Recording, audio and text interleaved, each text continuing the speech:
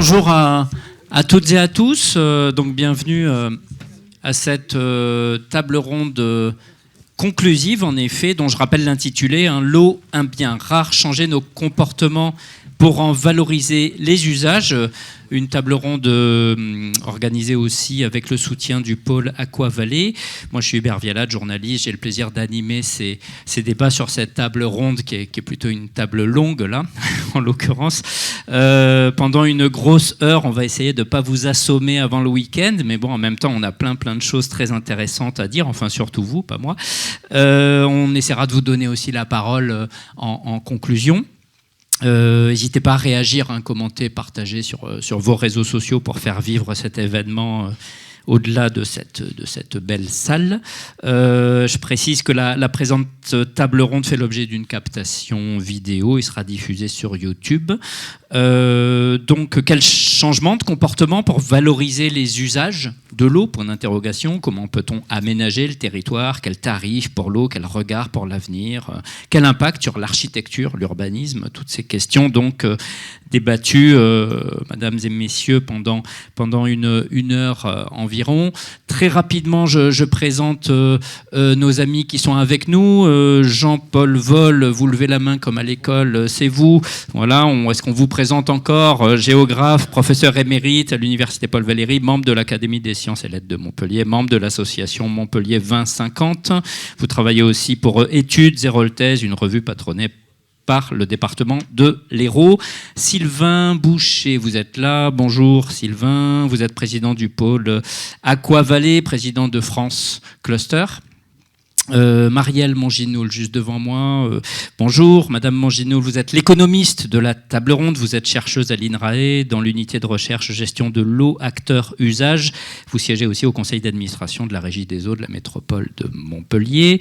Et juste devant moi, justement, tant qu'on est à la Régie des eaux, René Revol, qu'on est ravi de voir parmi nous, maire de Grabel, vice-président de 3M, délégué à la gestion raisonnée, écologique et solidaire de l'eau et de l'assainissement et président de la Régie des eaux de la métropole de Montpellier. Jean-Paul Salas, qui est tout là-bas. Bonjour, monsieur Salas, coprésident de l'association des écologistes de Leuzière, dont vous avez été le directeur pendant 35 ans. Voilà, et vous êtes aussi président en Occitanie du GREN ou de GREN Occitanie, je ne sais pas comment on dit, qui est un réseau régional d'éducation à l'environnement. Vous nous parlerez justement de ces enjeux de sensibilisation et tout ce qu'il faut faire peut-être de mieux ou de plus. Et puis, j'ai oublié quelqu'un, non, me semble-t-il, et Damien Vieillevigne. Damien, bonjour, vous êtes architecte urbaniste basé à Montpellier, avec un regard sur l'eau, sur le sol aussi, sur les enjeux de revégétalisation, de déminéralisation, de création de trames vertes. Vous nous expliquerez tout ça aussi. Et Éric Bérard, et je crois qu'on sera bon, Éric Bérard. Bonjour Monsieur Bérard, ingénieur en travaux publics. Vous êtes connu ici à Montpellier pour avoir dirigé la puissante SERM de 1992 à 2009.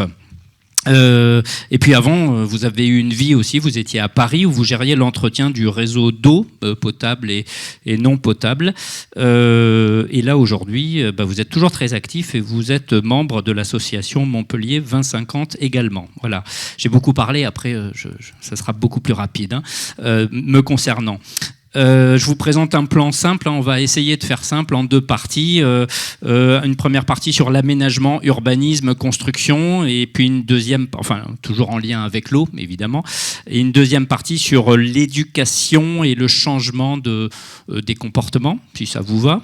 Et Monsieur Revol, vous intervenez en fil rouge tout au long des débats, vous êtes un peu notre grand témoin ce soir.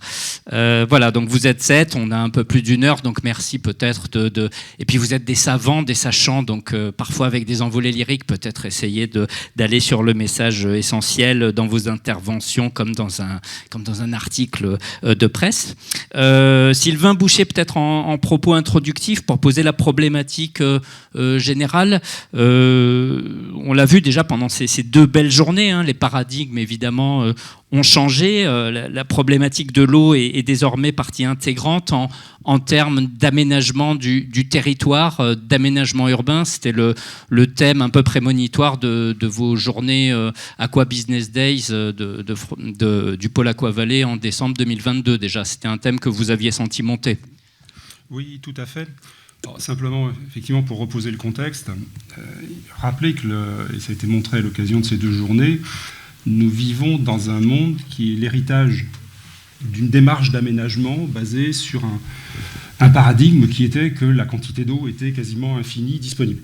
Donc, tout a été construit pour consommer de l'eau sur des usages différents, en concurrence directe et totale, avec la meilleure qualité possible, c'est-à-dire la qualité d'eau potable.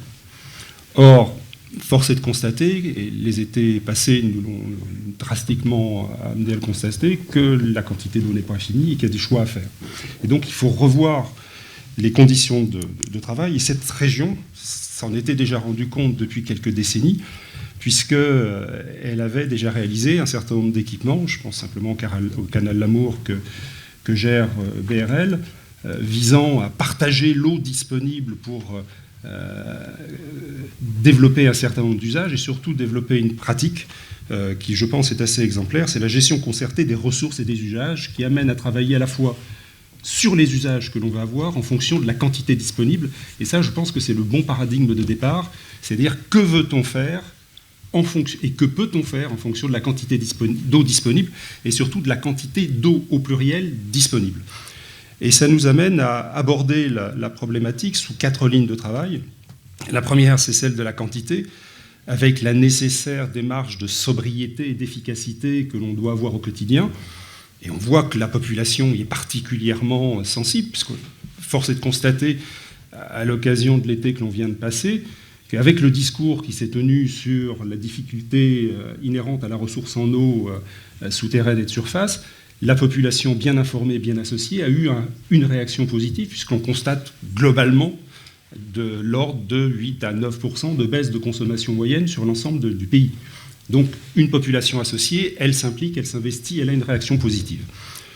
L'efficacité, donc la nature des usages que nous avons, la lutte contre les fuites à tout niveau, les recherches de complémentarité, de diversification des ressources, on l'a évoqué, l'utilisation des eaux de pluie, les démarches de reuse à différentes échelles, que ce soit l'échelle du bâtiment, l'échelle du quartier, l'échelle de la ville, l'échelle du territoire, mais aussi les problématiques de qualité, parce qu'on voit bien que les eaux ont des qualités différentes, et que la question qui se pose, ce n'est pas la meilleure qualité pour tous les usages, mais une qualité adaptée en fonction de l'usage que l'on veut avoir. Et ça s'appuie aussi basiquement sur des questions de valorisation économique et d'accessibilité économique.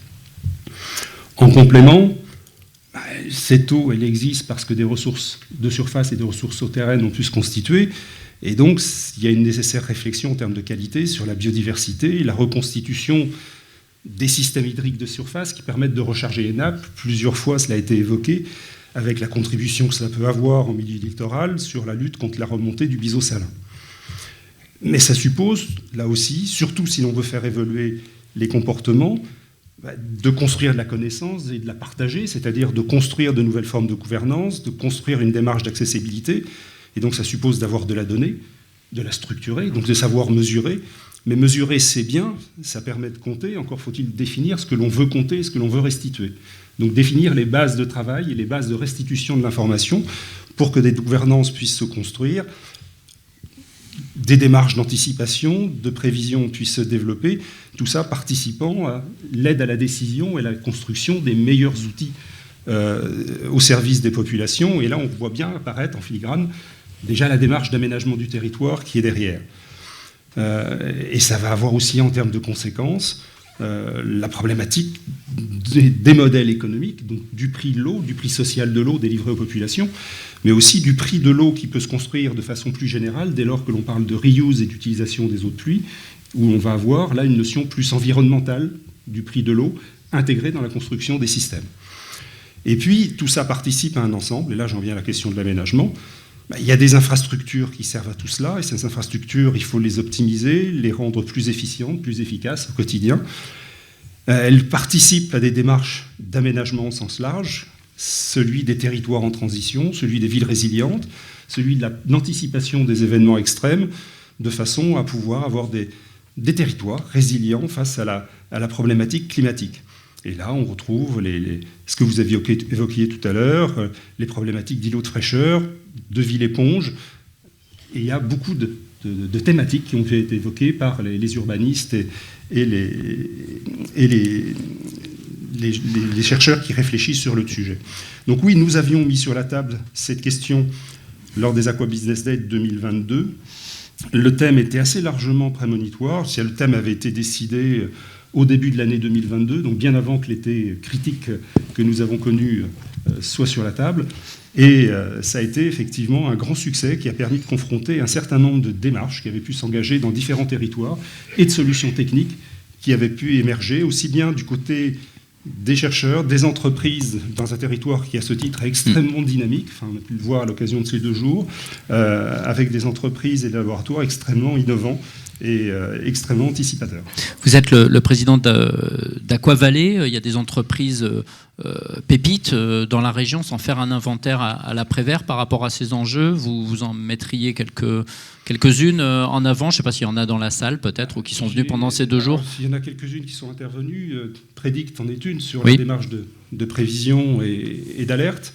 On pourrait aussi citer Cofilae, c'est une société d'ingénierie qui travaille justement sur la mise en œuvre de solutions de reuse en fonction des natures d'usage qui pourraient se développer.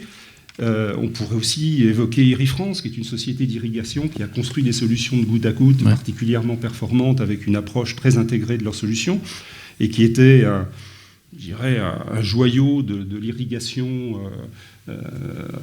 qui s'était installé en Occitanie. Mais les sujets qui ont pu être évoqués tout à l'heure, je pense notamment à la problématique des moustiques, m'a amené à ressortir aussi le nom d'une autre entreprise du collectif, l'entreprise Kista, qui a mis au point un système d'élimination des moustiques par un procédé physico-chimique. C'est-à-dire que ce n'était pas de la chimie pour tuer les gisements de moustiques, mais c'est l'utilisation de phéromones ou de solutions d'attractivité des moustiques pour les faire passer dans un système électrostatique, pour les éliminer dans un système électrostatique permettant de créer un environnement de proximité protégé. Quelques exemples. Sur le pôle Aqua Valley, il y a une bonne nouvelle à annoncer, venant du gouvernement ou pas, sur la labellisation, où je pose la question pas au bon moment. Début de semaine, s'est tenue une réunion effectivement, entre les différents ministères et les régions. Le retour que nous avons eu, c'est que la Direction générale des entreprises va proposer à la Première ministre de labelliser Aqua Valley comme pôle de compétitivité, de façon à ce que l'histoire se poursuive. De le relabelliser, donc, c'est ça. Très bien. Merci Monsieur Boucher. Sur ces enjeux d'aménagement, d'urbanisme, de construction, peut-être Jean-Paul Vol, une question toute simple, enfin toute simple, non, elle n'est pas simple. Comment demain doit-on mieux prendre l'eau en compte dans l'aménagement urbain, selon vous, dans un territoire, vous le savez mieux que quiconque, sur un territoire dont la population grossit à vue d'œil, qu'est-ce qu'on peut faire demain en matière d'aménagement, donc de construction, qui n'est pas fait aujourd'hui? Oui, une petite remarque d'abord, Hubert, sur ta question. Si j'avais déjà des réponses pour demain, je les aurais vendues. Parce qu'il y a beaucoup d'amateurs qui souhaiteraient les avoir. Alors moi, je regarderai les choses de manière un petit peu différente. Je vous demande simplement de penser que la page n'est pas blanche. L'écriture a déjà commencé autour de l'eau, mais elle n'a pas été portée de manière sociale pour être diffusée auprès des consommateurs, des usagers, des citoyens, des urbains. Cette page, elle commence très tôt avec l'usage pratique, les pratiques populaires de l'eau dans ce périmètre montpelliérain, dans cet espace urbain. Les pratiques populaires, on les a oubliées. On n'en parle pas. N'oubliez pas quand même qu'il y a des générations qui ont appris à nager dans le Lez. Mine de rien.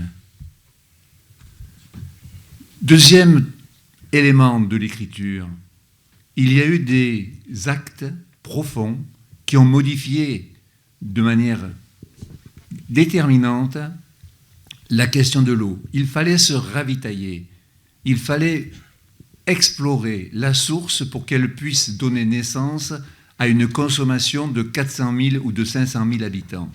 C'était la vision prospective. Tu me demandes comment on peut penser demain. Moi, je regarde déjà qu'en 1980, on avait une vision pour 2030, 2020, 2030, sachant que la population serait aux alentours de 400 à 500 000 habitants, dans une ère de distribution de l'eau, et que donc il fallait aller chercher l'eau en profondeur, la valoriser pour ses qualités et pour sa capacité à répondre à cette demande. Nous sommes actuellement à la limite de cette consommation.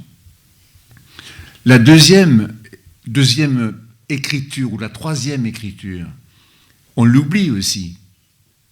Mais pourtant, le lait, c'était d'abord l'égout. Alors, je m'explique. On jetait au lait tout ce dont on ne voulait pas, et à la première crue de septembre ou d'octobre, ça partait à la mer. C'est-à-dire le fleuve, l'effet de chasse. Ne l'oublions jamais en milieu méditerranéen, cet effet de chasse est déterminant. Aujourd'hui, on canalise, on contrôle, on limite, et on a oublié qu'il y avait une dimension de changement à partir du climat méditerranéen et de son rythme des pluies. On a vu les graphiques tout à l'heure. La relation du rythme des pluies avec la rivière ou le fleuve, surtout avec le fleuve, c'est l'effet de chasse.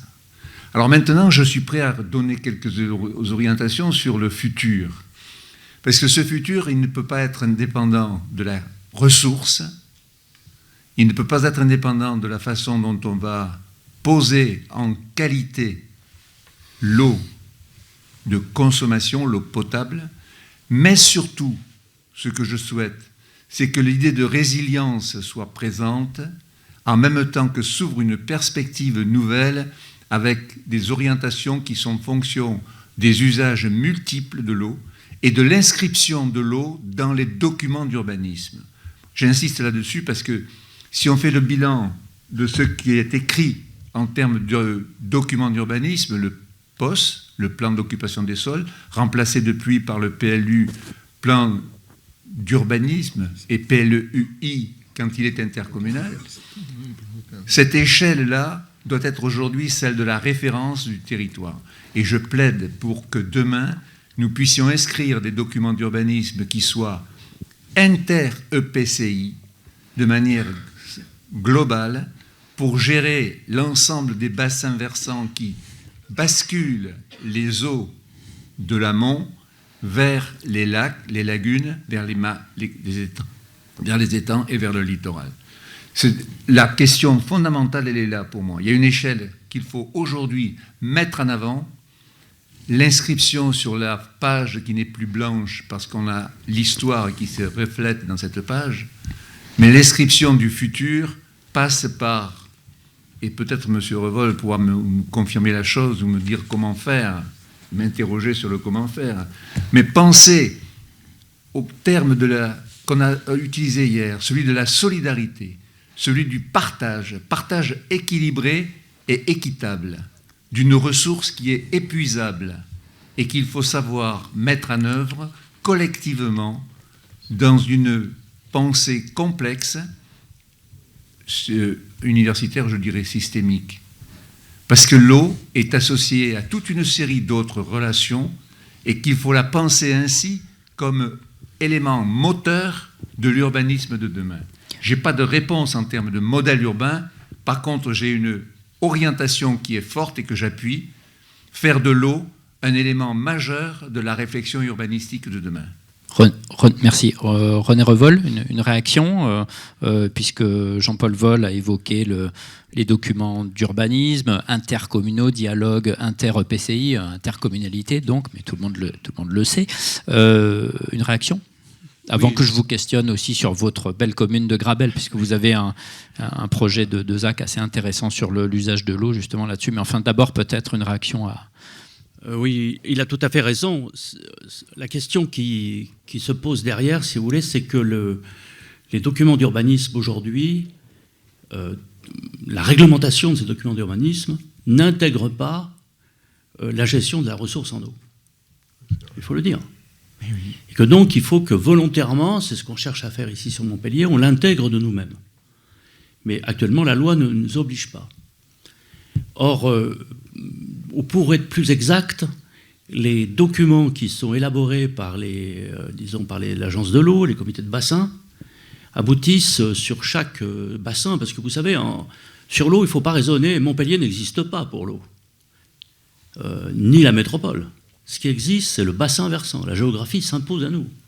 Il y a une partie de la métropole de Montpellier qui dépend du bassin versant de l'étang de l'Or. Il y a une toute petite partie qui dépend du bassin du Thau. Voilà. Et nous, on est dans un bassin versant où il y a le Lez, la Mosson et les étangs palavaciens. Et tout cet ensemble, à la fois en surface et en profondeur, les eaux souterraines, constituent un ensemble, une donnée. Et donc, on doit intégrer l'existence de cette ressource avec un principe simple. On ne doit pas prendre plus à la nature qu'elle n'est capable de se reproduire en concernant l'eau. Et c'est ce qui se passe, par exemple, pour la principale ressource qui n'est pas suffisante. On aura l'occasion peut-être d'y revenir dans la deuxième partie du débat, la source du Lez. Nous avons une déclaration d'utilité publique qui fait que nous ne pouvons pas pomper dans cette ressource jusqu'à un certain niveau, après on n'a plus le droit. Donc on fait très attention à ce qu'elle se régénère. Or, comme les différentes interventions l'ont montré depuis plusieurs jours, elle ne va pas se régénérer à l'identique. Or, notre population augmente. Donc nous devons gérer cela. Alors, pour répondre concrètement à la question que tu poses, actuellement, il y a des documents. Alors, ça porte un nouveau nom. Avant, ça s'appelait, peut-être que tu connais le vrai terme, les PGRE. Les plans de gestion de la ressource en eau qui sont établis par l'agence de l'eau, qui fait que voilà, vous avez une ressource telle qu'il ne doit pas être pompée au-delà de tel niveau. Or aujourd'hui, ce document n'est pas opposable. C'est-à-dire que si un aménagement se fait, eh bien, il peut aller au-delà. Il n'y a pas une instance de l'État, il vous avertit qu'il y a un problème, mais il n'y a pas d'opposition à l'aménagement. Or, ce pourquoi je milite, c'est que ce document devienne opposable. C'est-à-dire que si sur une zone, on ne peut pas développer parce qu'il n'y a pas assez d'eau, on ne développe pas la zone.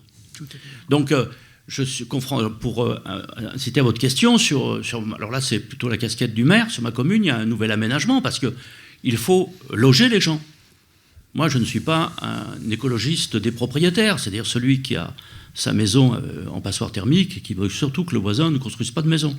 D'accord ? Donc, il faut faire un collectif. Il faut accueillir des gens. Voilà, quand même, l'humanité a mis 180 000 ans à arriver à 1 milliard, en 1820, et puis après, elle a mis un siècle à arriver à 2 milliards, et ensuite, en un siècle, elle est arrivée à 8 milliards aujourd'hui.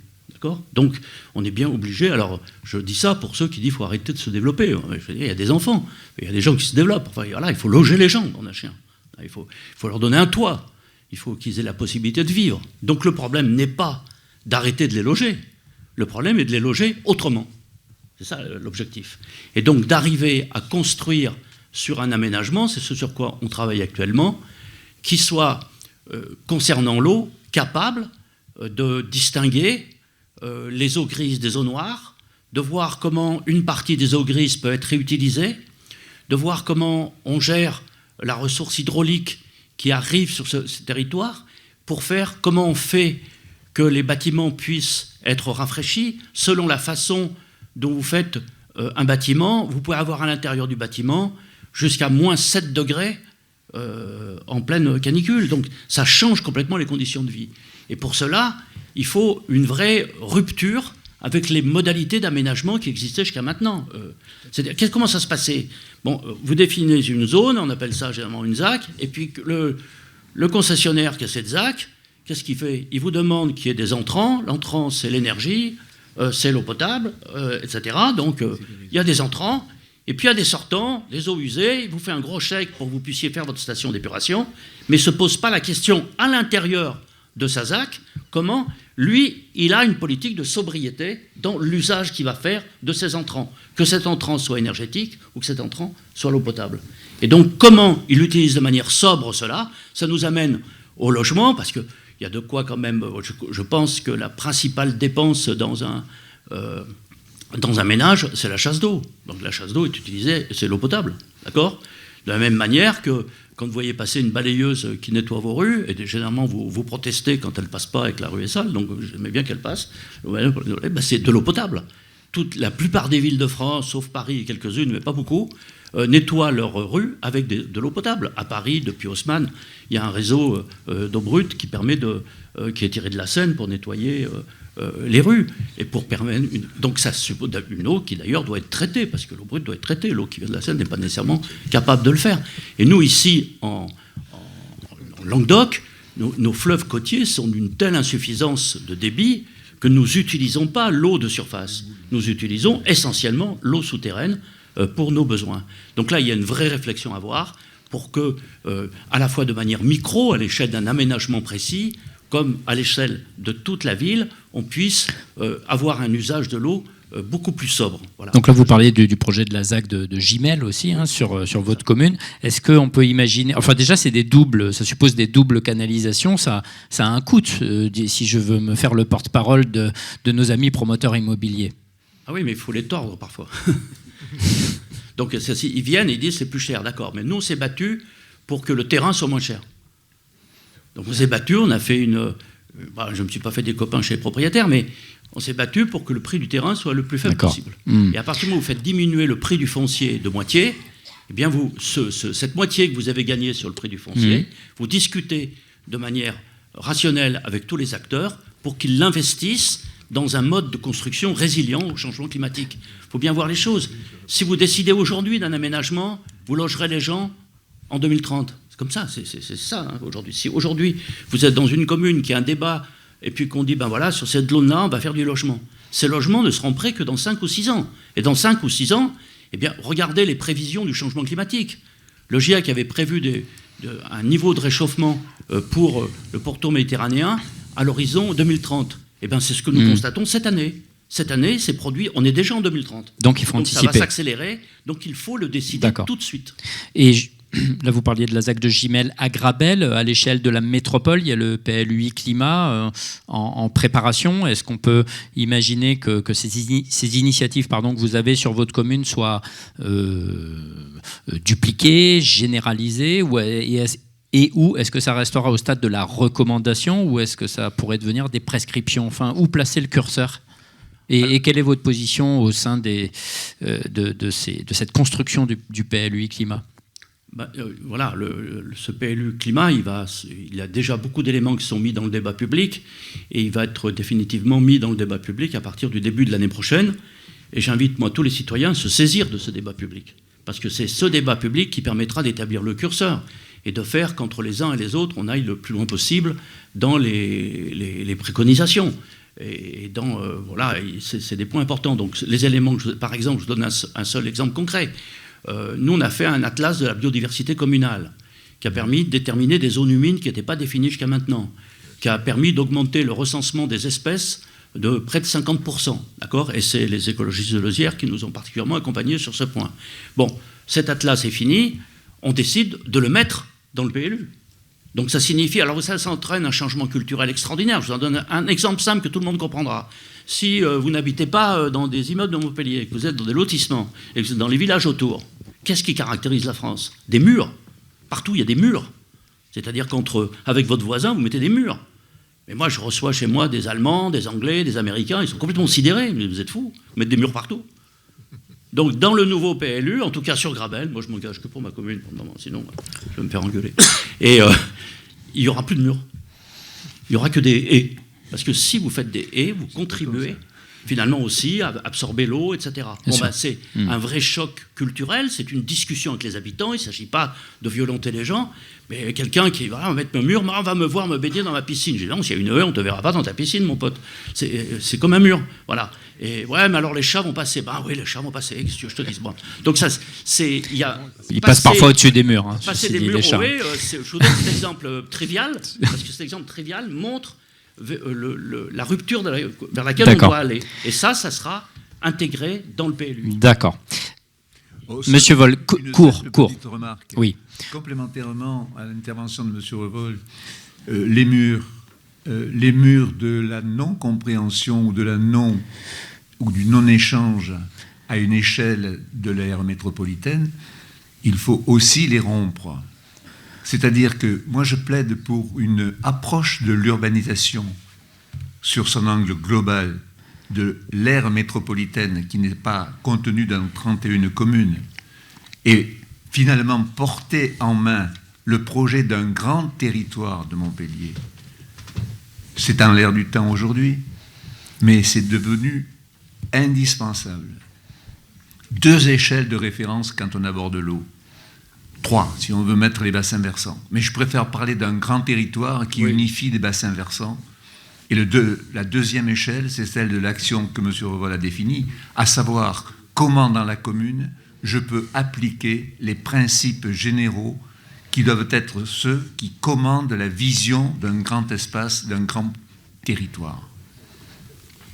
D'accord, merci. Monsieur Bérard, une question concise, mais qui fait sens, me semble-t-il. Qu'est-ce qu'il faut, d'après vous, concéder dans la gestion de l'eau? Qu'est-ce qu'il faut concéder au privé? Qu'est-ce qu'il faut conserver dans la sphère publique, avec votre longue expérience à la fois à Paris, à Marne-la-Vallée aussi, je ne l'avais pas dit en vous présentant, puis à la tête de la SERM pendant de longues années?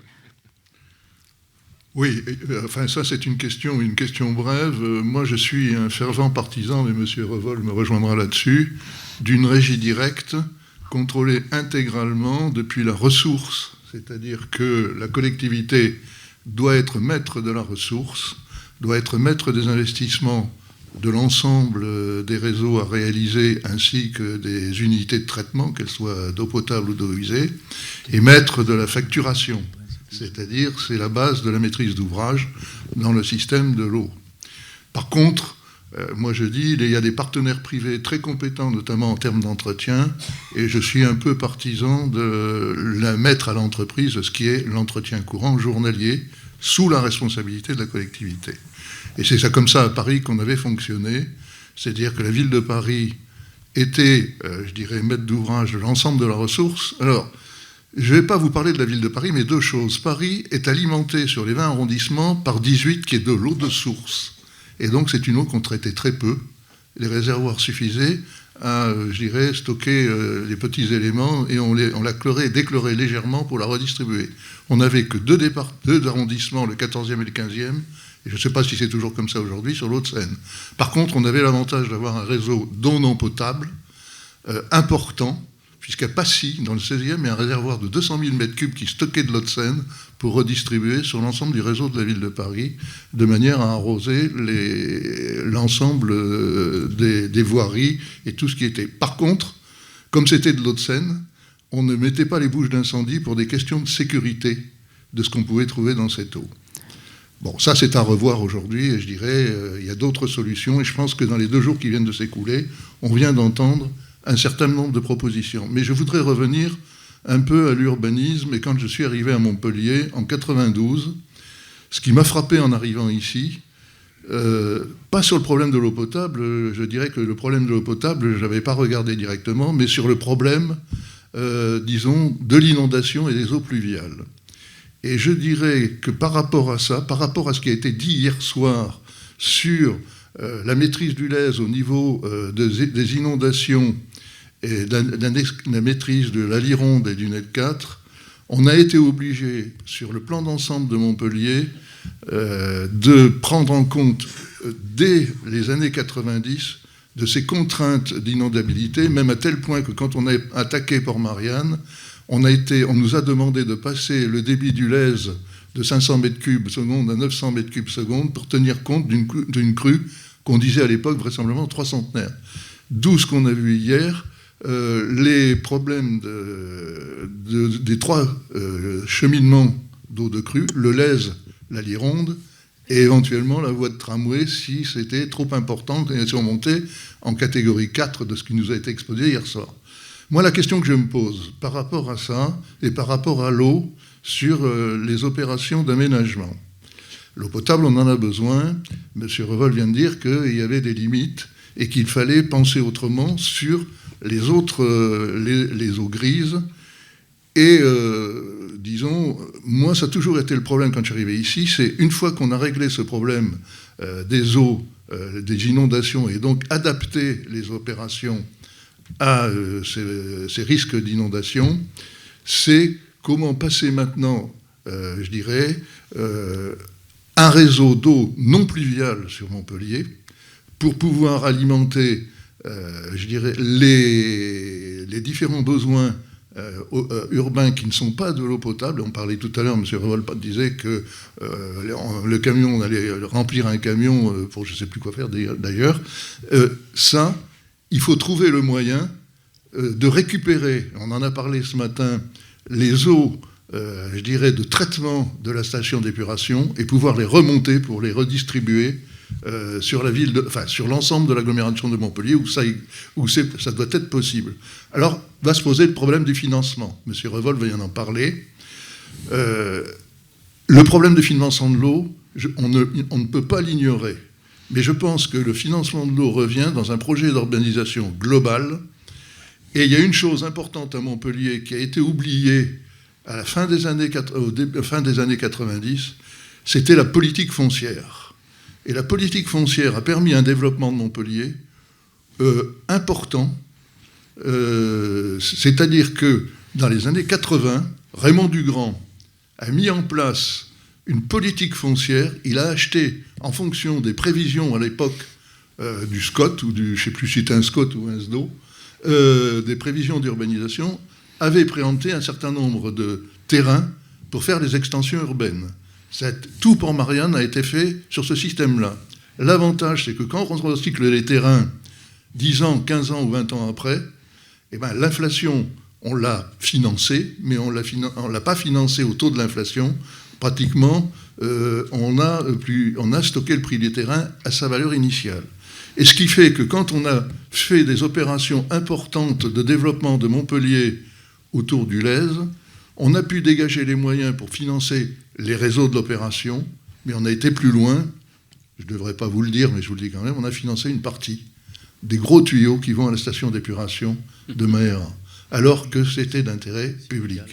Donc, si on sait faire, je dirais, on va me dire que ça va coûter très cher de récupérer l'eau de la station d'épuration pour faire un réseau d'eau potable. Eh bien, je dis, si on sait faire une politique d'urbanisme globale, on doit y arriver. Deuxièmement, autre point hier, perméabilité des sols. Et, disons, il a été évoqué, quelqu'un a posé la question dans la salle, est-ce qu'on ne peut pas rendre les sols plus perméables en enlevant les parkings dans la région de Latte et Pérol, de Carrefour, de Auchan, et en transformant? Oui, on peut le faire, mais en réalité, il faut refaire la ville sur la ville pour ne pas faire des extensions urbaines et construire sur ces secteurs de parking où là, la métropole a déjà investi dans un tramway, on a déjà toutes les infrastructures nécessaires, ce qui permet, je dirais, de refaire sur les parkings, parce qu'en réalité, les parkings, on peut les construire et ils pourraient servir si on faisait du logement. Alors vous allez me dire, on ne peut pas faire du logement partout à Carrefour à cause de l'aéroport qui bloque à cause de la zone de bruit, mais quand on passe de l'autre côté de l'avenue Georges Frêche, on peut construire du logement, on peut étendre la ville, et donc on peut réutiliser ces parkings et ne pas imperméabiliser des nouveaux sols aux alentours. Et à Ovalie, M. Bérard, il y avait eu une petite expérimentation sur les nous. Vous pouvez en dire rapidement un mot, et après je donnerai la parole à Damien Villeville. On a pris très en amont ce problème de l'eau pluviale pour justement favoriser ce qu'on appelle les îlots de fraîcheur et éponges. Donc à Ovalie, systématiquement, on a créé des nous à l'intérieur de l'opération pour réceptionner les eaux pluviales de manière à ce qu'elles puissent se maintenir dans le sol et entretenir les plantations sans qu'on ait besoin d'alimentation pour l'eau. On l'a fait à Ovalie, mais on l'a fait aussi à Malbosc, où on avait je ne sais plus quel est le nom du rue qui passait dans Malbosc, où là, on a aussi profité de ce rue pour faire ces systèmes d'irrigation. Et ça m'amène à une autre chose, c'est que dans cette agglomération-là, comme on est soumis aux inondations, disons, à des intempéries quelquefois très importants, les épisodes cévenols, pourquoi est-ce que, en amont de l'agglomération, on ne crée pas des retenues de ces eaux pluviales importantes en faisant des plans d'eau permanents avec un marnage, ce qu'est la hauteur, un marnage nécessaire pour encaisser les pluies torrentielles. Ça a été pratiqué dans de nombreuses villes, notamment dans les villes nouvelles, et ça a un autre avantage économique, c'est que pour écouler après les eaux pluviales qui sont en trop-plein, au lieu de faire des tuyaux de 1000 ou de 1500 ou de 2 mètres de diamètre, on peut se contenter de tuyaux de 300 ou 400 mm de diamètre. Et donc là, il y a tout autour des eaux pluviales, de leur récupération, toute une réflexion à mener, qui doit être menée, mais qui est possible. Et si on a des politiques d'aménagement et des politiques foncières adéquates, on peut financer et on peut y arriver. D'accord, quand on veut, on peut, c'est possible. Donc, on doit pouvoir. On doit pouvoir. Damien Vieillevine, avant de passer aux enjeux de sensibilisation, de changement de comportement, votre regard d'architecte urbaniste sur l'eau, sur les eaux, je dirais même en milieu urbain, puisque c'est un sujet qui vous intéresse particulièrement, les eaux de surface, les rivières enfouies aussi. Quel est votre regard sur ces eaux au pluriel, surtout à Montpellier, qui nous intéresse ce soir?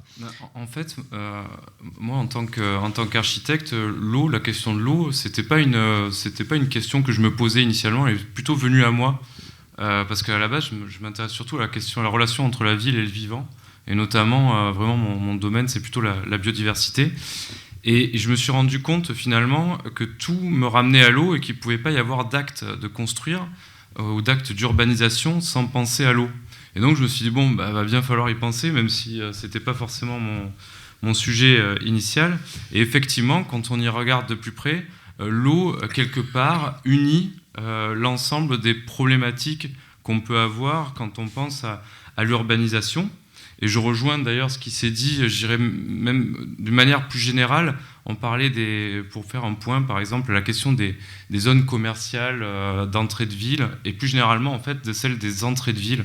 Elle est intéressante parce que c'est une échelle qui mérite d'être questionnée à l'aune notamment des différents débats qu'il peut y avoir sur la France moche, etc. Il y a une différence entre la perception qu'on peut avoir dans les médias de ces espaces et la réalité. Finalement, ce sont des espaces qui attirent beaucoup de monde. Il y a une réalité et une économie qui est assez forte et qui est toujours croissante, et ça interroge. Et ces entrées de ville, la plupart du temps, elles sont porteuses de nombreux cours d'eau, de nombreux reliquats aussi, de ce qu'on pourrait appeler de la nature, mais on pourrait l'appeler aussi autrement, on va faire simple, on va appeler la nature, de reliquats, d'habitations et autres, qui nécessitent peut-être de les regarder autrement et peut-être d'envisager en tant qu'hypothèse, en partie, éventuellement, une certaine renaturation, ce qui commence à agiter un petit peu la sphère des urbanistes, et ce qui est intéressant, qui nous renvoie aussi à une autre dimension. Quand on parle d'eau, on parle aussi d'échelle, quand on est dans ces enjeux-là. Et les échelles aussi, pour nous, ce sont celles, on en a parlé un peu, de la trame verte et bleue, qui est un outil qui a été porté en 2017 par le Grenelle de l'environnement, et qui donc se déploie à l'échelon régional. Le problème, c'est que cette trame verte et bleue, on a du mal à la déployer quand on est dans un système urbain. Pourquoi ? Parce qu'il y a un manque de connexion. C'est-à-dire que les problématiques qu'on a sur la trame verte et bleue à l'échelle régionale, dessinées sur des cartes CRCE au 1/25 millième, n'ont pas forcément de lien direct avec la ville, qui est plutôt souvent vue comme une zone blanche, en fait, dans cette trame verte et bleue, à part comme pour Montpellier, quand elle est traversée notamment par le Lez, qui allie trame verte et bleue, et la Mosson de l'autre côté, donc les deux cours d'eau structurants de notre bassin versant.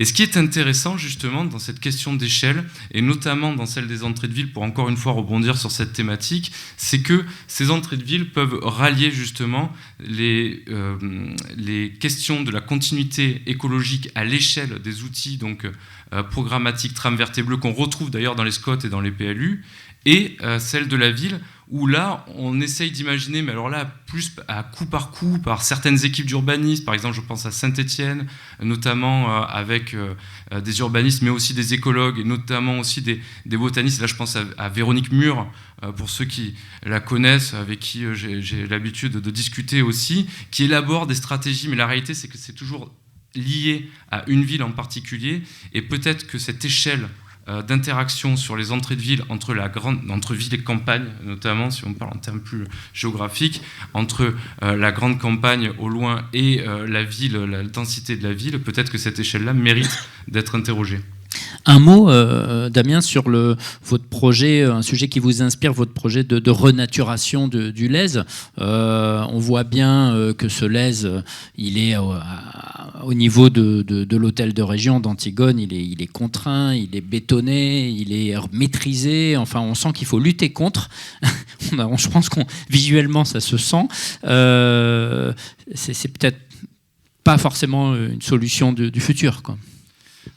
En fait, c'est pas un projet, une suggestion, une idée, une prospective, une vision qu'on a envoyée comme ça.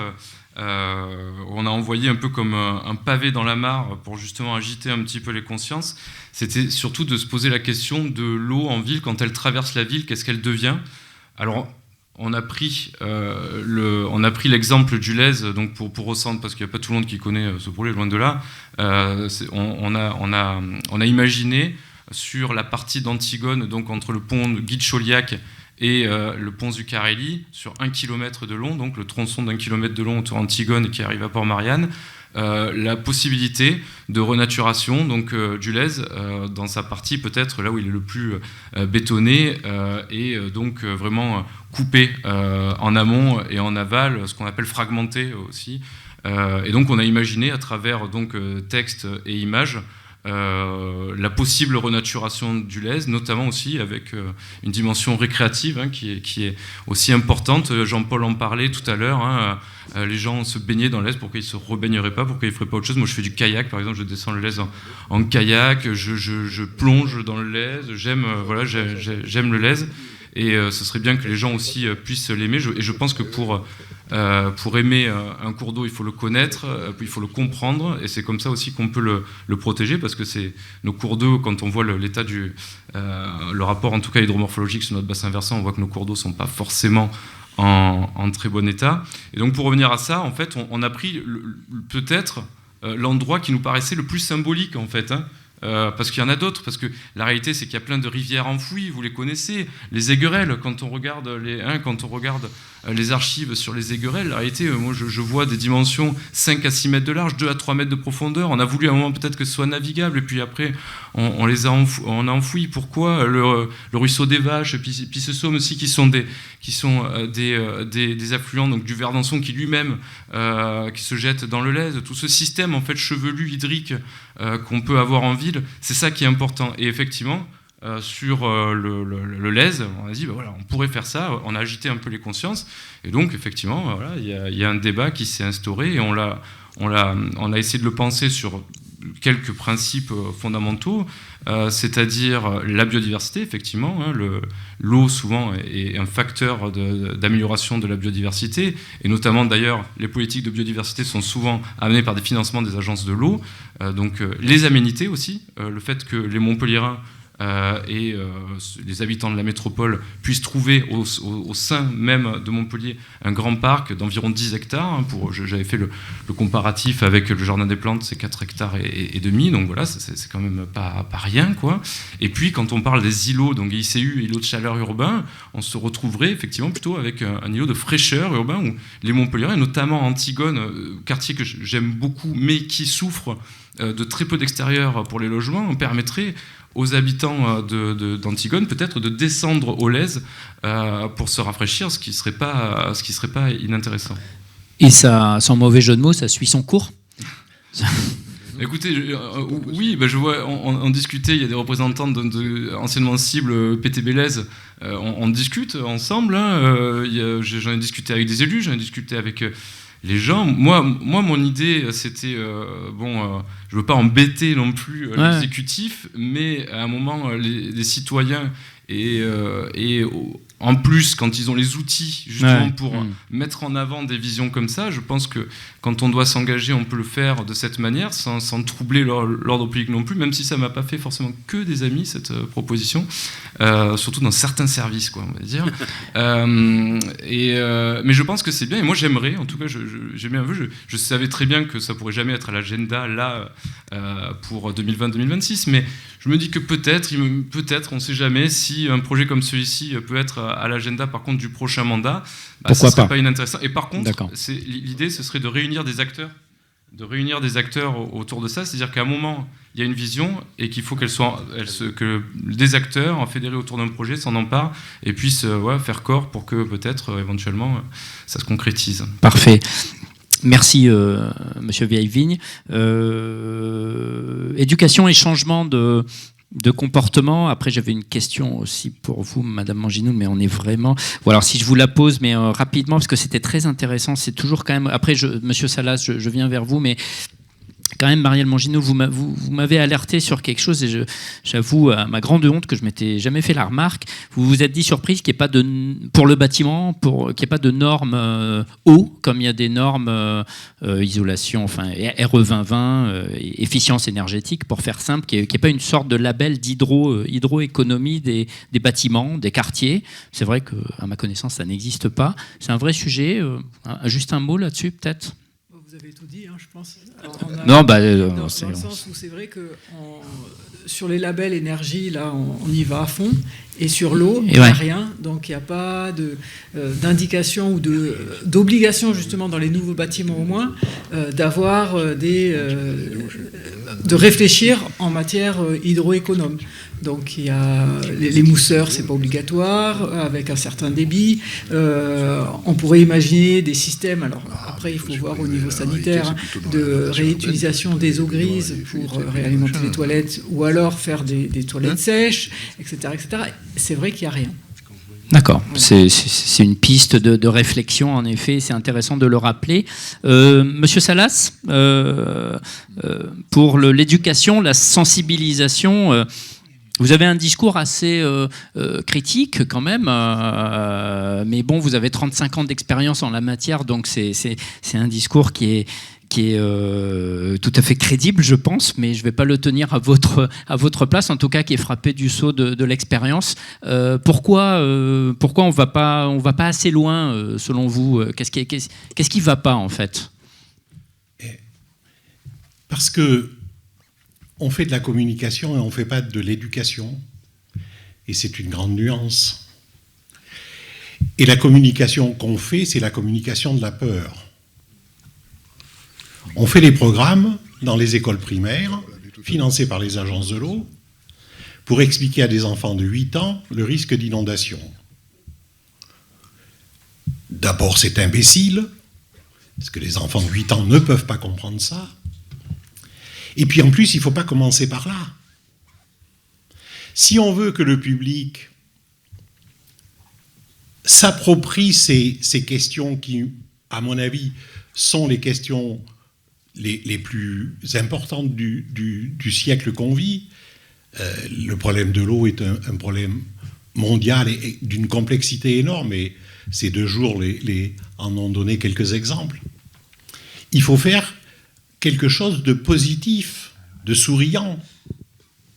On ne va pas protéger la ressource en demandant aux gens de participer avec nous, les sachants, de changer de comportement, juste en leur martelant la tête avec les choses qu'ils n'ont pas commises d'abord, et puis en plus qui dépassent de loin leurs responsabilités. Donc si on fait comme on le voit à la télévision ces jours-ci, parce qu'il y a des inondations dans le Pas-de-Calais et que ça fait vendre du papier, mais qu'on dit seulement quelle faute a-t-on pu commettre pour que la nature nous en veuille tant, ça se résume à ça. Enfin, je ne suis pas psychanalyste, mais j'essaye de réfléchir à qu'est-ce que ça résonne dans nos intérieurs. Il faut faire de l'éducation. Et donc, il faut prendre les gens là où ils en sont et les amener vers des choses positives. C'est-à-dire que si on veut parler de l'eau, il faut les amener dans l'eau. il faut jouer avec l'eau.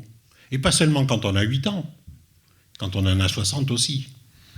Il faut jouer avec l'eau, il faut essayer de savoir si elle est transparente, dans quel sens elle coule. C'est pas toujours évident. Mais vous me disiez que lors d'une action pédagogique, il y avait un enfant qui avait découvert au bout de 4 jours, ouais. Enfin, je vous laisse raconter. En bas de la Paillade, sur la Mosson, où on faisait des travaux un peu longs avec les enfants, disons longs, plus 7-8 jours, eh bien, un enfant qui m'a dit, au bout du 4e jour, « Ah, mais donc, l'eau, elle va dans un sens. » Il a mis 4 jours pour comprendre ça.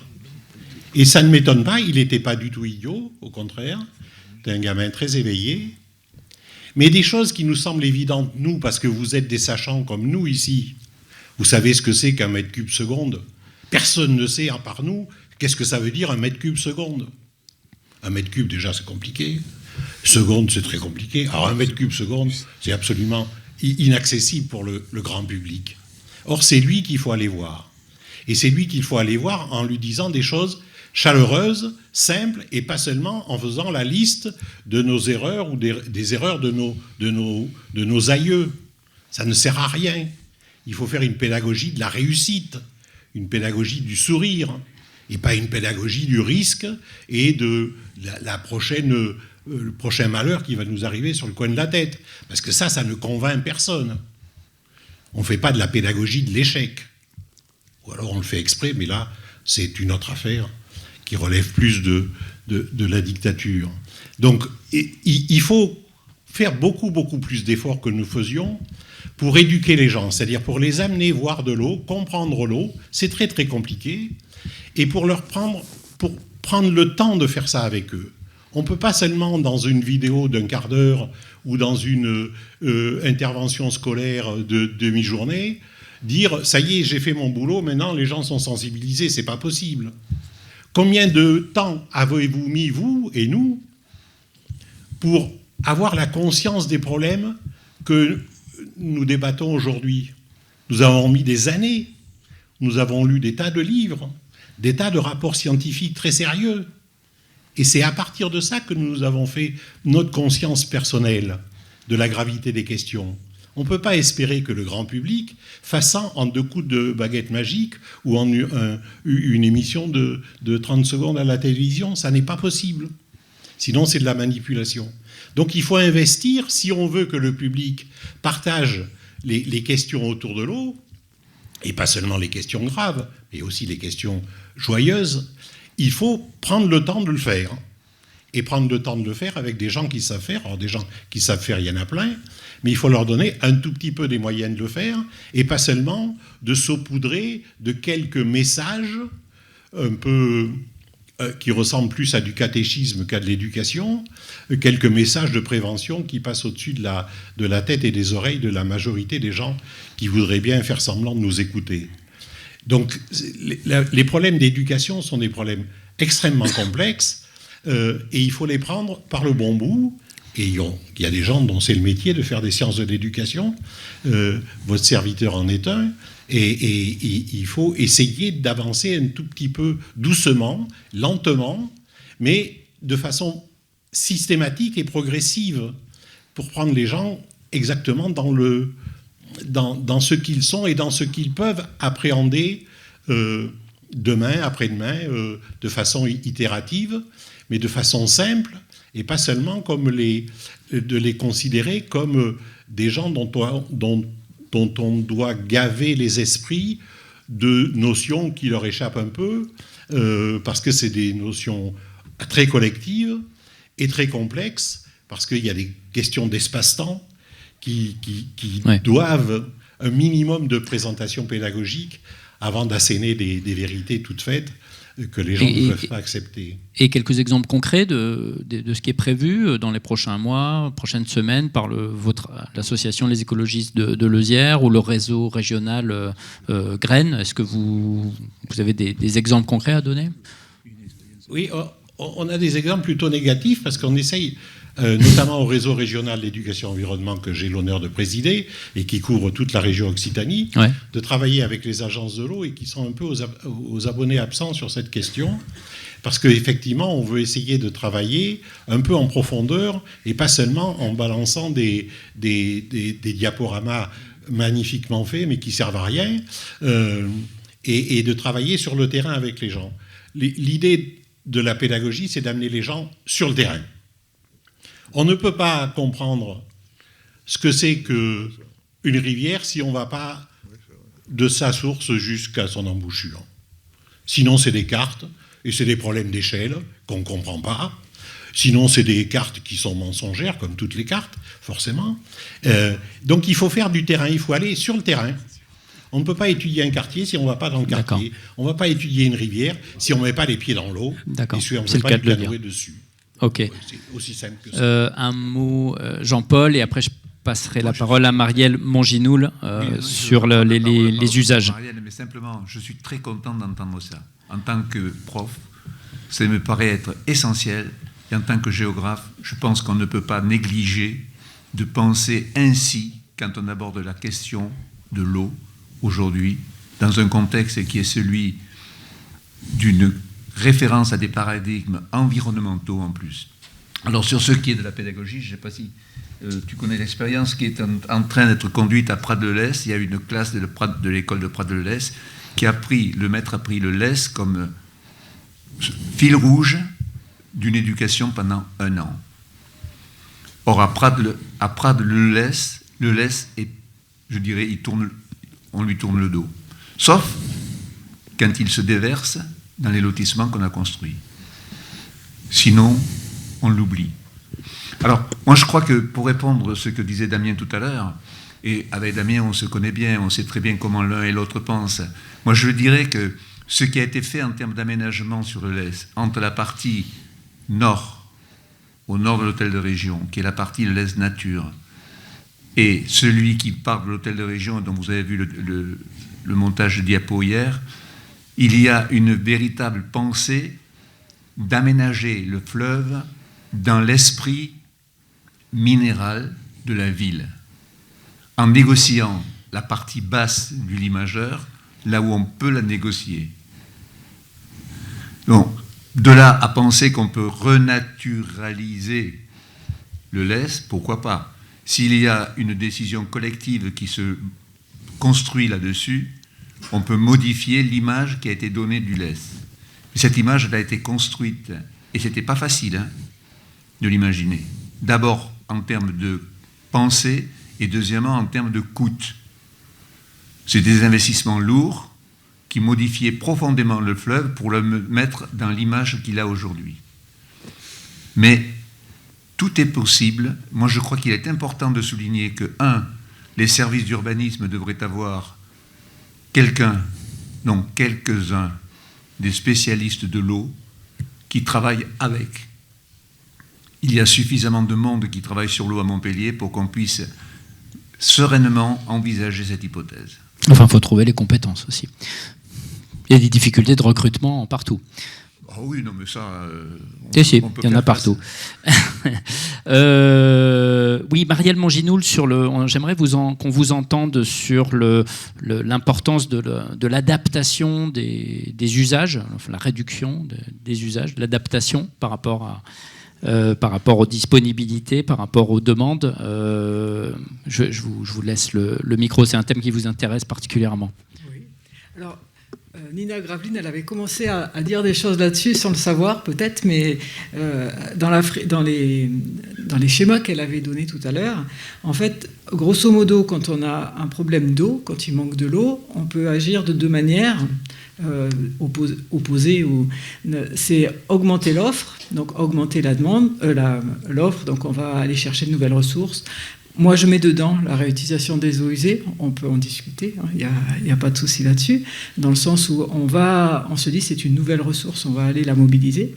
Donc on est dans une stratégie un peu que j'appelle d'ingénieur, où on se dit on a un problème, on va le résoudre par des infrastructures, et on va complémenter la ressource pour satisfaire les usages. Et à l'inverse, on peut essayer de gérer la demande, et c'est un petit peu ce qu'on commence à aborder ici. Là, quelque part, il y a le terme que l'on entend maintenant qui est sobriété. Donc, dans la sobriété, on va réduire la pression sur la demande, sur la ressource. Et dans ce concept de sobriété tel qu'on commence à le discuter, et j'ai vu que ce matin, M. Kédage le disait comme ça aussi, on va le distinguer, et je le dirai tout à l'heure, de l'efficacité. Dans la sobriété, ça va demander des efforts aux gens. On va modifier leur confort d'utilisation, on va modifier la manière d'utiliser l'eau au quotidien. Ça veut dire qu'on va devoir agir, réduire la consommation, et pour ça, il y a différents outils. Donc, les outils, ça va être peut-être des outils de tarification, des outils de quotas, c'est-à-dire qu'on va donner une quantité d'eau à chacun. Alors c'est plutôt pour les agriculteurs que ça se passe, mais c'est ça. Et puis après, les outils dont on vient de discuter, c'est-à-dire d'éducation, de sensibilisation, où là, on voit, ce que je voudrais rajouter juste par rapport aux autres, c'est que cette sensibilisation, cette éducation, elle doit se faire longtemps. C'est-à-dire que c'est pas une fois, souvent il faut répéter. Je suis dans un master et on voit bien qu'il faut répéter en permanence pour que, au fur et à mesure, ça s'intègre. Il est vrai que ça a besoin aussi, on a besoin d'expérimenter ce que l'on dit. Et donc ça aussi, c'est très important. Donc ça, voilà un petit peu les deux pendants, gestion de la demande, gestion de l'offre. Et puis après, il y a un entre-deux. Moi, je l'appelle l'entre-deux dans le sens où, en tant qu'économiste, souvent on raisonne en se disant, on réfléchit à des options sans gaspillage. C'est-à-dire, on va commencer à réfléchir en se disant, l'eau, on ne l'a pas gaspillée. Or, il y a toute cette notion où on se dit, quand il y a des fuites, quand on a utilisé l'eau de manière, si on n'a pas fermé le robinet en se brossant les dents, ça c'est une sorte de fuite aussi. Donc il y a tout ça où on peut se dire que ça c'est de l'efficacité et pour moi c'est l'entre-deux. C'est-à-dire que c'est pas là où on fait un effort sur la consommation qu'on a. Voilà un petit peu ce que je pouvais dire. Pour changer les comportements, faut que les gens soient convaincus qu'il faut agir. Ça semble évident. Oui. Et vous voyez, enfin, qu'est-ce qu'on peut faire demain là aussi qu'on ne fait pas aujourd'hui là-dessus pour que les gens soient convaincus qu'il faut agir. Alors ça c'est un peu l'éducation, ça c'est sûr. On se rend compte quand même, et les sécheresses récentes l'ont remontré si on peut dire, qu'on est souvent, on va agir au moment où on est confronté au problème. On l'a vu lors de l'été, alors lequel 2002, je crois. Enfin. 2022. 2022, oui. Ouais.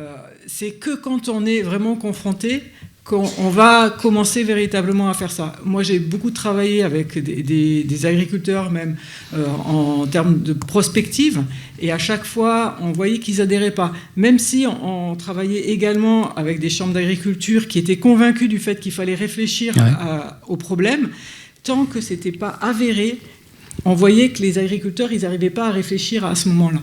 Et malheureusement, c'est ça, hein, c'est dans beaucoup de situations, hein, c'est que quand on est confronté... Au pied du mur. Ouais. Et comment on peut faire justement pour que ce ne soit pas que dans les situations de crise ? Pourquoi il y a ce relâchement après, quand la situation redevient plus ou moins à la normale ? Je pense que c'est psychologique. Pourquoi on reprend toujours l'avion autant, voire plus maintenant, alors que pendant le Covid, c'était soi-disant...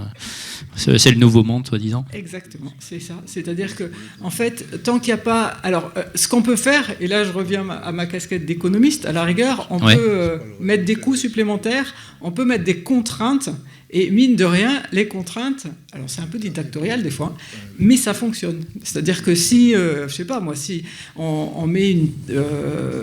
Il y avait eu l'idée, par exemple, de dire qu'il n'y avait plus d'avions au niveau intérieur. Des vols intérieurs. Ben, s'il n'y a plus de vols intérieurs, on ne pourra plus en faire. Donc on est contraint ça. Et donc pour l'eau, on peut avoir aussi des choses de contraintes comme ça, ou alors on peut aller sur des tarifications où on va essayer de mettre en place des tarifications qui, quand on consomme trop, là ça va nous faire vraiment mal au porte-monnaie. Alors je sais, M. Revol, il va réagir là-dessus en disant que c'est pas que ça qui réagit, mais... Mais justement, c'est parfait, vous faites la transition. C'est vrai que René Revol, on aimerait vous entendre là-dessus, sur à faire un point sur la tarification mise en place, je crois, au 1er janvier par la Régie des eaux de la métropole. Comment accompagner peut-être un changement de comportement par une tarification associée ? Est-ce qu'on peut faire un point là-dessus, même si c'est trop tôt pour dresser un bilan, puisque c'était au 1er janvier que ça a été mis en place. Mais... Oui. Donc le problème, c'est qu'on ne peut pas aujourd'hui tirer le bilan, donc je donne rendez-vous l'année prochaine pour tirer le bilan, mais une fois, il faut qu'il y ait une année entière et qu'on voit comment les gens ont réagi à la modification des tarifs. Et si on s'est trompé, dans la transparence, on vous dira on s'est trompé et on ajustera. Voilà, c'est une année d'expérimentation. Donc, en quoi consiste cette tarification ? Il y a deux objectifs. Il y a une tarification sociale et une tarification écologique. La tarification sociale, c'est pour garantir un droit fondamental. Depuis la loi de 1992, le premier usage de l'eau, c'est fournir l'eau potable à tous les êtres humains qui sont sur un territoire. Au bout de 3 jours sans eau, vous êtes mort. Il faut donc que tout le monde ait de l'eau, y compris l'immigré sans papier qui vit sous le pont. Il faut qu'il ait accès à l'eau. Et ça, c'est un droit qui est inscrit dans la Constitution et qui est inscrit dans la déclaration de l'ONU. Le droit à l'eau est fondamental. Donc, nous sommes allés dans ce sens en faisant que les premiers mètres cubes, certains sont gratuits et sont moins chers que les mètres cubes qu'on utilise plus loin pour la tarification lorsqu'il y a un usager individuel. Et puis ensuite, on fait une tarification écologique avec une tarification progressive. Alors, il faut comprendre, on n'est pas des vendeurs d'eau. Si on était des vendeurs d'eau, pour faire des bénéfices sur la vente de l'eau, on ferait une tarification dégressive. Comme au supermarché, on vous dit, vous avez votre 3e paquet de pâtes qui est moitié prix, pour vous obliger à acheter un 3e paquet de pâtes. Okay ? Quand on vend de l'eau, c'est complètement différent. On doit faire de l'économie. Ça signifie que si vous consommez plus d'eau, vous payez plus cher. Alors, pour répondre à votre... Voilà, donc on ne peut pas en tirer le bilan, mais voilà ce type de tarification. À partir de là, il faut s'étendre aussi à d'autres, parce que l'eau potable n'est pas fournie qu'à des usagers individuels avec un compteur. Il est fourni aussi à des usagers collectifs. Et il y a beaucoup d'usages collectifs, des copropriétés. Pour les logements sociaux, c'est plus simple, parce que c'est des bailleurs publics, souvent, et donc ils peuvent changer de comportement et faire que chaque individu dans le collectif ait son propre compteur et ne paye pas pour la surconsommation du voisin, et qu'il arrive à maîtriser lui-même sa consommation. Et enfin, il y a le 3e usage de l'eau potable, c'est les collectivités territoriales. Le premier consommateur d'eau potable à Montpellier, c'est l'hôpital. Et puis, il y a aussi des entreprises, etc., qui utilisent l'eau potable. Je vous raconte une anecdote. Bon, je ne sais pas citer l'entreprise, bien sûr, qui utilise beaucoup d'eau pour son activité industrielle. Et quand je suis allé visiter son entreprise, etc., il croyait parler à quelqu'un qui était un maire, mais il ne savait pas qu'il avait le président de la régie en face de lui, sinon il aurait été prudent. Et j'ai vu que sur l'eau coulait dans le compartiment où il travaillait 24 heures sur 24. Et l'opération industrielle n'avait lieu qu'entre 4 et 6 heures. Il n'avait besoin d'eau que pendant 4 et 6 heures. Et je ne comprenais pas pourquoi il faisait couler l'eau pendant 24 heures. Et sa réponse a été « mais l'eau est vraiment pas chère ». Donc je pense qu'on va s'occuper de lui. Et de tous ceux, mais collectivement, en discutant avec lui, parce qu'on peut parfaitement faire avec lui sans contrainte un contrat de sobriété. Nous allons aller vers ça, des contrats de sobriété. Très bien, parlez-en justement. Les usagers publics. Moi, alors pour répondre aussi à votre question, c'est comment les gens prennent conscience. J'ai beaucoup écouté ce que disait M. Salah sur l'éducation. Comme nous, les administrés, quand est-ce qu'ils réagissent sur l'eau ? Premièrement, quand l'eau est coupée. Là, tout de suite, là, vous avez des coups de fil partout, d'accord ? Donc ça peut être une solution, tu leur coupes l'eau. Bon. Et donc, il y a premièrement quand l'eau est coupée. Donc ça, on voit que c'est vital pour eux. Deuxièmement, quand ils reçoivent la facture et que l'eau augmente. Alors, on va installer, on engage un grand plan pour avoir une télérelève et pour faire que tout le monde puisse suivre sa consommation d'eau. Ce qui fait qu'aujourd'hui, si vous avez une consommation trop importante, c'est à la fin de l'année qu'on vous dit, voilà, écoutez, mon ami, au lieu de dépenser vos 80 mètres cubes habituels, vous êtes passé à 600 mètres cubes, il y a un problème, il faut que vous le régler. Et 600 mètres cubes, c'est bonjour la note. Hein. Donc, 1 an, c'est un peu trop. Alors là, on fait des dégrèvements, si les gens font vraiment le travail pour réparer la fuite, etc., on accompagne. Mais il faudrait le faire en continu. Voilà, je crois que tu en témoignes, je m'excuse d'utiliser ton exemple, quelqu'un dont la chasse d'eau fuit, bon, il s'en aperçoit au bout d'un moment, il coupe, mais il s'est aperçu qu'il a une consommation d'eau qui augmente, parce qu'une chasse d'eau qui fuit légèrement chez vous, ça va être très très vite. Hein. Et donc, il faut qu'il y ait cette télérelève qui fait qu'on puisse joindre directement chaque consommateur, dire attention, vous dépassez les usages habituels. Donc ça, la facture est un facteur de réaction, la facture d'eau. Et enfin, il y a un 3e facteur, moi, que je vois concrètement, c'est la sécheresse de 2022. Un peu moins 2023, mais en 2022, c'était très sensible. Pourquoi ? Parce qu'il y a eu les incendies de forêt. Et quand vous avez autour de vous, comme chez moi, là, 8 hectares qui partent en fumée, je peux vous dire que tout autour, les gens ils prennent conscience. Et de manière étonnante, l'année dernière, il y a eu des réductions dans les zones où il y a eu des incendies. Si on enlève l'eau utilisée par les pompiers, eh bien, on a eu des réductions de consommation. Des réductions de consommation, c'est que les gens ont pris conscience que cette ressource devenait rare. Alors, je suis d'accord, il ne faut pas faire de discours catastrophiste dans l'éducation. Mais par contre, un discours responsable. C'est-à-dire, c'est une ressource rare. C'est pas, on n'est plus dans le modèle, comme tu l'as dit avant, de l'eau, voilà, il n'y a pas de problème, elle viendra toujours. Voilà, c'est un vrai problème à régler. Voilà pour la tarification. Et une tarification différenciante en fonction des usages, des risques, vous y seriez favorable? Oui, mais alors ça, c'est plus compliqué. Parce que là, il faut bien comprendre, pour que les choses soient claires, au niveau de notre bassin versant, j'ai refait le calcul, c'est des chiffres que tout le monde peut retenir. Donc, ils sont très... Si on prend le bassin versant, l'Aisne, Méossant, Intervalacien, dans lequel il y a Montpellier, le principal usage, combien d'eau on utilise? Je préfère ça à demande. Voilà, c'est moins économique. Et combien d'eau on utilise? 60 millions de mètres cubes. On utilise par an 60 millions de mètres cubes. Autour de ça. 60 millions de mètres cubes. Pour 3 usages. Premier usage, pour fabriquer de l'eau potable, qui ne va pas qu'aux usagers, comme je viens de l'expliquer. Il y a 3 utilisations de l'eau potable. Okay, pour fabriquer de l'eau potable. Deuxièmement, pour venir aux activités économiques. Et dans les activités économiques, c'est les activités agricoles. Okay, et troisièmement, pour le maintien de la biodiversité, arroser la nature, etc., etc. Donc, ces 3 usages. Alors, dans d'autres régions de France, l'usage, enfin, globalement en France, le premier usage, c'est l'agriculture. Pas chez nous. Pas chez nous. Nous sommes dans un milieu particulièrement occupé par l'homme. Il y a 500 000 habitants. D'accord? Et donc, l'activité économique représente une chose secondaire par rapport aux habitants. Donc, la principale usage dans notre région, c'est contradictoire avec les chiffres nationaux, c'est l'eau potable. Okay, ensuite, vous avez l'agriculture, etc. Et puis, vous avez la biodiversité. Et on prélève, alors on a 60 millions. Combien nous prenons à la nature qui nous est donnée? C'est-à-dire combien nous prenons sur le périmètre de l'Aisne, Méossant et Intervalacien. Alors je vous ai dit tout à l'heure qu'on ne prenait rien en eau de surface ou pas grand-chose. Le mec qui va pomper, c'est très réglementé sur machin, etc. Mais on prend essentiellement la source du Lez, plus quelques petites sources autour, en souterrain. Combien on prend sur notre territoire pour tous ces usages? 30 millions de mètres cubes. Donc aujourd'hui, notre territoire est déficitaire. Il y a 50% qu'on prend ailleurs. Et on les prend où? À 80, je ne sais plus, 18% dans le Rhône. Ok? Ça a été, heureusement. Sinon, cette région n'aurait pas pu se développer.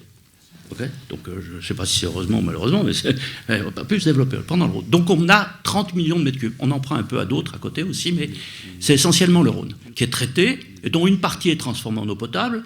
Mais si vous allez à La Valette ou si vous allez un peu plus loin, vous voyez un tuyau avec de l'eau du Rhône qui vient dans le Lez. Et ce tuyau, il a pour but de maintenir la biodiversité du Lez. Le Lez ne serait pas dans la même qualité si on ne lui amenait pas cette eau. Il faut le voir. De la même manière que l'irrigation de la viticulture, et tout à l'heure la remarque a été très justement faite que c'était très inégal, certains ont accès au réseau BRL, d'autres ne l'ont pas. Hein. Si vous montez un peu au nord, le réseau BRL n'y va pas. Donc ça signifie qu'ils ont accès, et que donc il faut que tous ces acteurs, que ce soit ceux qui utilisent l'eau potable, dans lequel il n'y a pas que les consommateurs usagers, dans lequel il y en a d'autres, hein, les collectivités, les entreprises, etc., les viticulteurs, les agriculteurs, les industries qui occupent l'eau, et l'ensemble de ceux qui gèrent le Lez, etc., ces gens calculent ce partage. On a un vrai enjeu de partage de l'eau.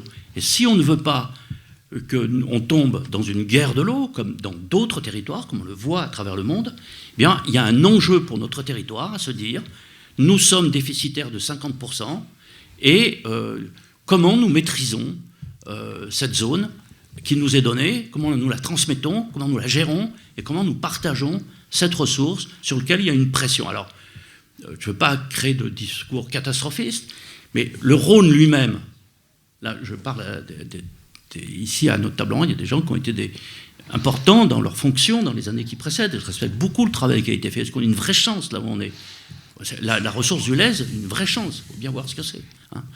Mais le Rhône va changer de régime. Quand il n'y aura plus de glaciers. Ouais. Le Rhône va changer de régime. Aujourd'hui, c'est un fleuve glaciaire. Donc, dans 75 ans, il n'y a plus de glacier. Donc il aura, comme la Seine et la Loire, un système pluvial, dépendra du rythme pluvial. Et donc, aujourd'hui, d'ores et déjà, ma voisine qui est avec moi, membre du comité de bassin, nous avons constaté on nous dit, oui, le Rhône, si ça manque, on prélèvera encore plus. Eh bien, c'est fini, braves gens. On va prélever la même chose qu'aujourd'hui, il n'y a pas de souci. À chaque fois que vous passez au-dessus du Rhône, vous voyez la puissance, hein, elle n'est pas peut-être égale à ce que Jules César découvrait dans la guerre des Gaules, mais c'est une puissance énorme. Donc on n'est pas dans la difficulté, la pénurie, mais on est obligé aussi de gérer le Rhône. Donc on ne peut pas dire l'eau va arriver tout le temps, il n'y a pas de souci, et le Rhône va aller, comme certains l'ont dit à l'époque, jusqu'à Barcelone pour régler les problèmes de tout le monde. C'est pas vrai. Donc il faut que maintenant on rentre dans une gestion concertée de cette ressource qui se raréfie. Madame, messieurs, merci beaucoup. On peut les applaudir.